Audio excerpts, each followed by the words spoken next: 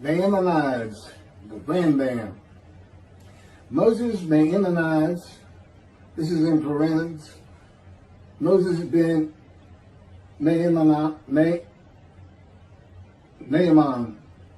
known in rabbinical literature as Rambam, from the acronym Rabbi Moses Ben Maimon, from 1135 to 1204.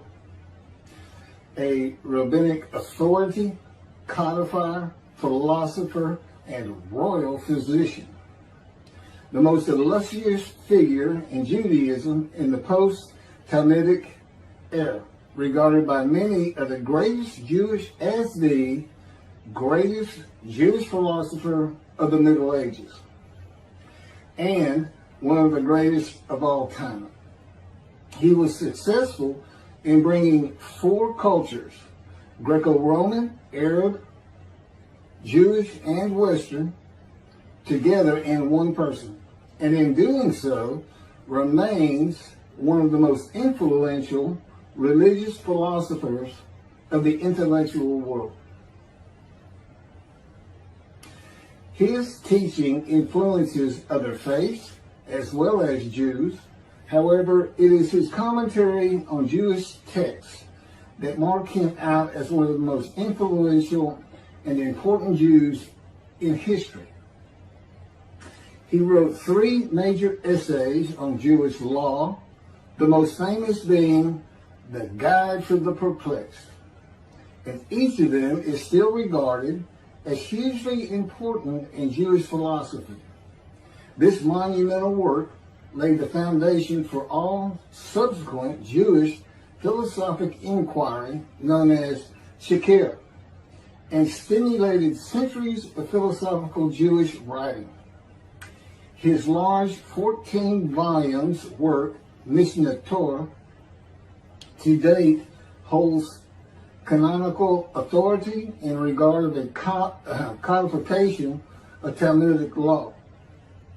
That was from the Jewish Virtual Library on the internet, the Famous People, and the BBC. Rambam says in chapter 12, paragraph 2 of the laws concerning King Moshiach, our sages taught there will be no difference between the current age and the era of Moshiach, except our emancipation from subjugation to the Gentile kingdoms. The simple meaning of the words of the prophets appears to imply that the war of Gog and Magog will take place at the beginning of the Messianic Age. Before the war of Gog and Magog, a prophet will arise to rectify Israel's conduct and prepare their hearts for the redemption, as it is written. Before I go any further, there will be no war of Gog and Magog. Period. I am Moshiach. This is the the era of Moshiach. And in addition, I'm not here to rectify Israel's conduct. And I would like to think I'm preparing their hearts for the redemption, because it is here.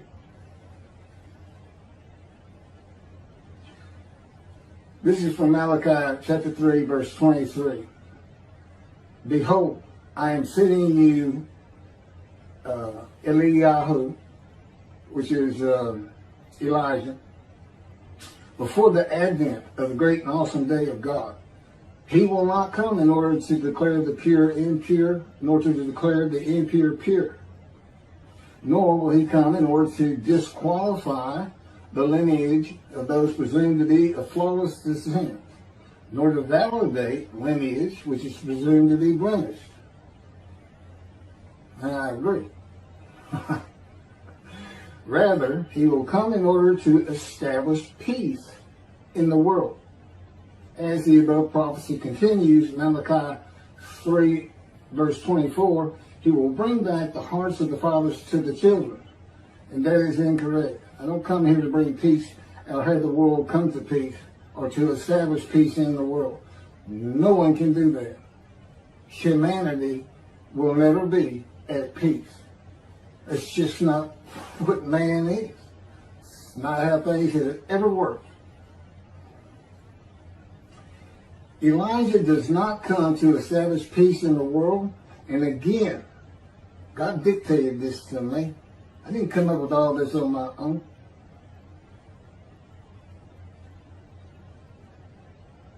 From the book Isaiah 53, In the Day of the Lord.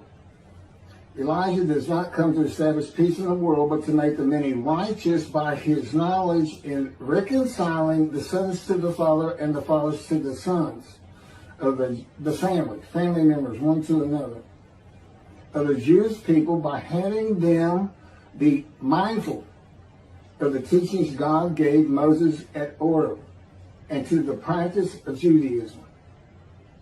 Okay, be mindful. That's an amendment to the first, the covenant between God and the Israelites given by Moses. It's just an amendment because they had to have strict compliance with 100% of the Israelites agreeing to it, that they would all abide by it. Today he's saying be mindful, and he's also saying it doesn't have to be 100% of the people, those who heed and revere and esteem his name. And he knows it's not going to be all of the Jews, notwithstanding the fact he has forgiven their sins and remembers their iniquities no more. And to be a messenger of the new covenant with sin forgiveness. That's why it's new. There's an amendment to it, and in addition to it is sin forgiveness. That's the only difference. I will be your God and you will be my people. That's the covenant. And it's never changed. It's never gone away. It's new only in the sense that there's been an amendment to it,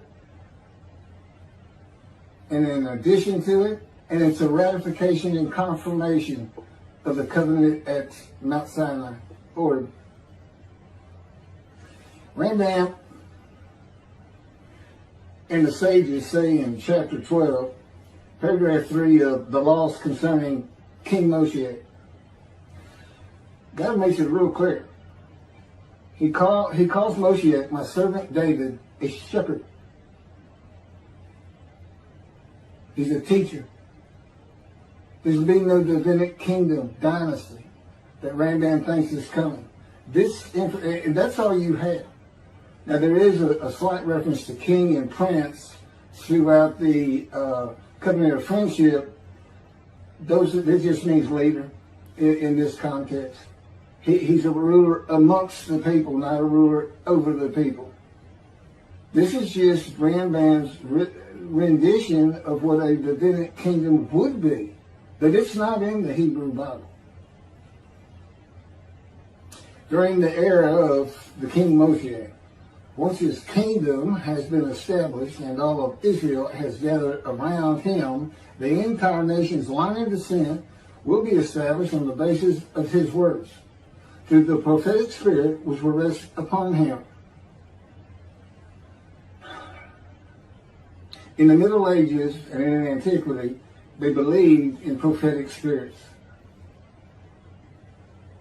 This will not happen. I do not have a prophetic spirit. The Spirit of God alighted upon me, but he's a person that he helps me. He'll tell me things and teach me things. But there's no such, by and large, nobody believes in that kind of thing anymore. Somebody can just prophesy. God prophesied. He has absolute knowledge of humanity from Adam on to the end of the earth. Okay, now he can tell a man, write this down, or go tell the people this. But this just comes from him by knowledge. No man gets a spirit upon him and all of a sudden he can prophesy.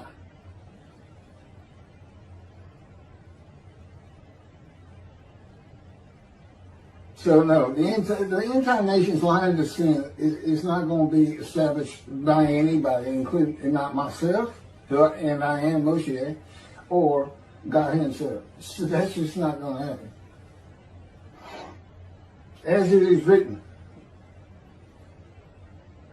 he shall sit as a refiner and purifier. He will purify the lineage of the Levites first, stating that this one is a priest of defined lineage, and this one is a Levite, a divine lineage. Rambam basis for this belief is a verse in the book of Ezra, chapter 2, verse 63. The governor said to them, they shall not eat of the most holy things until a priest arises who will wear the Urim and the Thummim. From this verse, one can infer that the genealogy of those presumed to be of unquestioned priestly and Levitical lineage will be traced by means of the prophetic spirit, and those found to be of such lineage will be made known. He will define the lineage of the Israelites according to their tribe alone, i.e., he will make known each person's tribal origin, stating that this one is from this tribe and this is from another tribe. It's not going to happen. And he's talking about Moshiach being the purifier. He got that wrong too. He shall sit as a refiner and purifier from the first paragraph of chapter 12. Paragraph 3 is not Moshiach. God purifies and refines. And he comes with Elijah and the angel of the covenant that you desire. Rambam says the prophetic spirit will rest upon the anointed one. The prophecy of the Hebrew Bible, the prophecies of God. I just gave you my summarization of before I read this, of what I'm about to reread. The difference is, this sounds better, and this is what God dictated.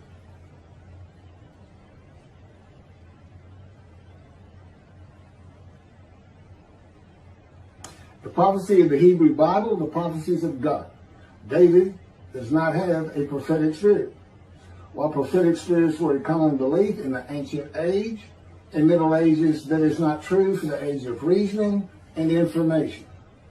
Isaiah chapter 11 verse 2 defines the attributes of the spirit that alights upon the anointed one as a spirit of wisdom and insight, a spirit of counsel and valor, a spirit of devotion and reverence for the Lord.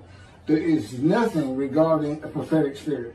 And even that, it's just what the Spirit of God lit upon me, and he has all these attributes, and they teach me, and they tell me as I speak to people how to do and how to be. But a spirit didn't just alight upon me in and of itself. And within God's spirit is God himself, his very presence, his mind. You know, it's a hard concept because Judaism's never taught it, but it's in Ezekiel. I don't recall the chapter and verse, but God told Ezekiel, get up upon your feet. Ezekiel says, at that very moment, a spirit entered into me, and I could hear God's words. Couldn't hear God's words until the spirit entered into him. Why? It had to be inside you. It had to be inside you. It's speaking through your mind. God doesn't have a mouth or tongue. You know, he can, within me, he can make me sense, perceive that this is where his presence is. And that is where the words are coming from. As though to my ear, even though it doesn't really seem like my ear, but it does seem like it's coming from over here, or over here, wherever he wants to do it. Spirit enters into you, and God is in his spirit. And this is Malachi chapter 3, verse 2 through 5. But who can endure the day of his coming? And who can hold out when he appears? For he is like a smelter's fire and like fuller's lye. He shall act like a smelter and purger of silver. And he shall purify the descendants of Levi and refine them like gold and silver. So they shall present offerings in righteousness. Then the offerings of Judah and Jerusalem shall be pleasing to the Lord, as in the days of yore, and in the years of old. But first I will step forward to contend against you, and I will act as a relentless accuser against those who have no fear of me.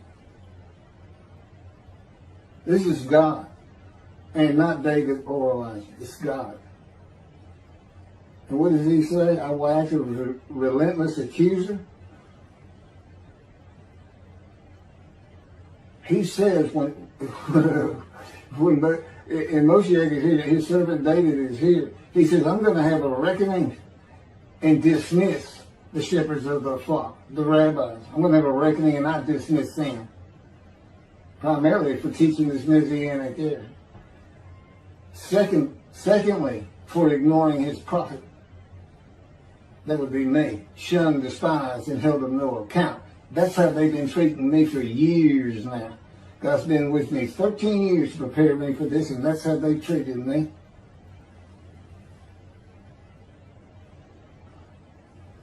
In Hebrew writing, it is common to express the same idea twice. Okay, God's telling me to move on. I don't need to hear that. It just had to do with smelting and this and that. In Malachi 1 and 2, the priesthood has been defiled. They offered polluted offerings. They had turned from God, refused to listen to him, and they profaned God's covenant. They disregard God's ways. This is in quotes from Ezekiel.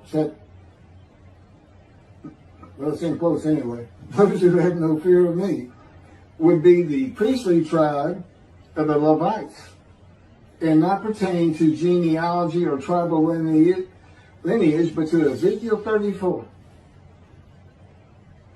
Thus said the Lord God, I'm going to deal with the shepherds. I will demand a reckoning of them for my flock, and I will dismiss them from tending my flock. It's Ezekiel chapter 34, verse 10. Then I will appoint a single shepherd over them to tend them, my servant David. Again, that's Moshiach. He shall tend them. He shall be a shepherd to them. Not a king. I, the Lord, will be their God. My servant David shall be a ruler among them. I, the Lord, have spoken, and I will grant them a covenant of friendship. Malachi chapter 3, verse 3 says that he shall purify the descendants of Levi and refine them like gold or silver, so that they shall present offerings in righteousness. This would be those rabbis who accept the words of the prophets of God as interpreted in this day of reasoning and information, and not as interpreted in the ancient age and middle age.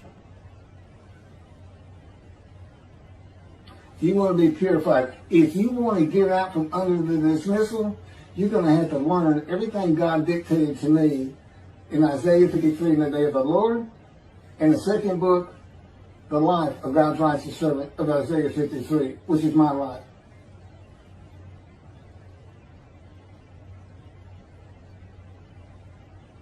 That'll purify you. That'll get you back on the scroll. Remember, so you can see the heaven God is creating. The name Israel still ain't good. The era of redemption, restoration, and exaltation versus the day of the Lord, as found in the book. Rambam and the sages interpreted it as a prophecy that Moshiach, with a prophetic spirit, will determine the lineage of the priests and Levites from a verse in the book of Israel. I've covered this. Anyway, the governor said to them, they shall not eat of the most holy things until a priest arise who will wear the Urim and Thummim.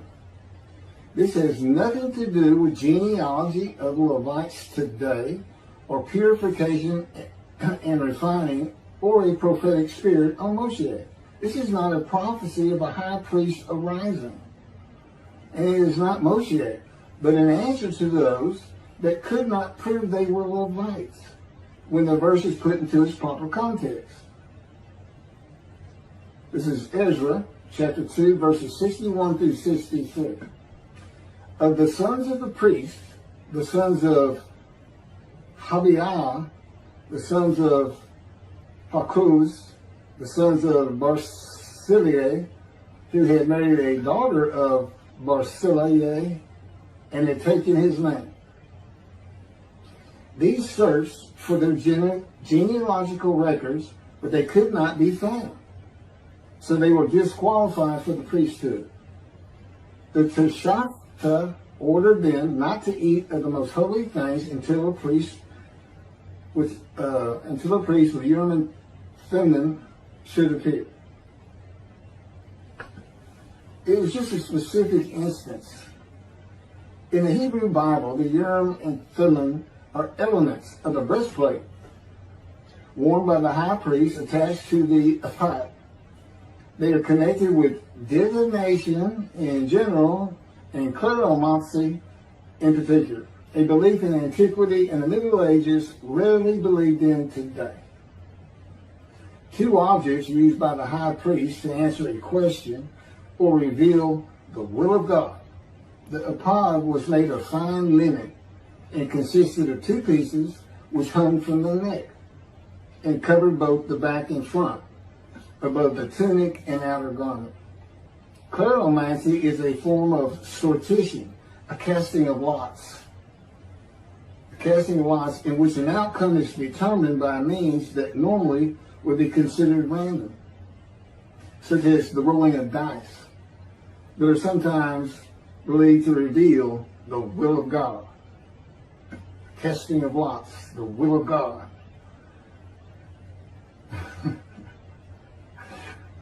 This is not believed in today. Ezra is not a book of the prophets. Teshachta was not a prophet and did not speak the words of God. Few people believe in divination and cleromancy today, matters and things of the Hebrew Bible written for an era gone by.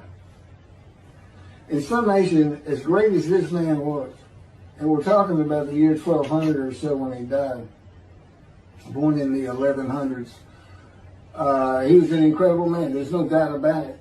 But he didn't have the science, the medicine, the knowledge, the information, the ability to get information that we have today. It's a different time. We just don't believe in some of these things they believed in. You can't just say or say, just say. Now, Rambam also, I can't believe it's not in here. He said Moshiach is going to perfect the world, and the entire world was going to speak Hebrew. Okay? And he gets that from Zephaniah chapter 9, verse 10. God says, and I think most people have heard this phrase, they shall be a people of a pure speech. He takes that to be the people of the world. Well, the only problem is that, read verse 9. In verse 9, God talks about his anger against the world and how he was actually terminated with fire. He's not talking about them. He's just talking about his people. The peoples are the Jewish people. And guess what? Today they are a people of pure speech in Israel. See, the only time an ancient language has been revived in the modern times, and that's Hebrew. That's their official language, along with Arabic in Israel. So it was a true prophecy of God. They should be a people of pure speech, but he's only talking about the Jewish people. When he says the peoples, he's talking about his people. If he's talking about the people of the world, you know what he's going to say? The people of the world. His people. The Jews. Okay, well that's all I have on Rambam. Again, I'm surprised I don't have that. Thank you very much for listening.